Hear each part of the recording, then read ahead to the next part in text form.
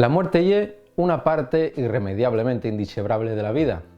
Dende la nuestra existencia llevamos trepando con ella, y aún así cuéstanos fai frente. En el documental de Way, la directora fai exactamente eso, intentar far frente a la futura muerte del so padre.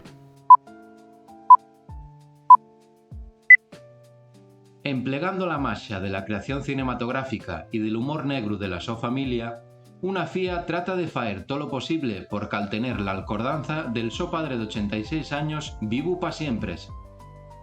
Así se narra en los últimos años el Dr. Dick Johnson, al traviés de todo tipo de fantasías relacionadas con la muerte. Juntos, padre y fía confronten la inevitable realidad que a todos nos aguarda. Lo interesado de esta obra y en la naturalidad y la crudeza con la que la documentalista entremez las recreaciones de la muerte del so padre en tono de humor negro con momentos más íntimos y sensibles. Entrepolando de ellas muertes ficticias de Dick Johnson, la directora Kristen enséñanos cómo y el so padre, cómo lo percibe la gente y una de las sus mayores esmoliciones, el so Alzheimer.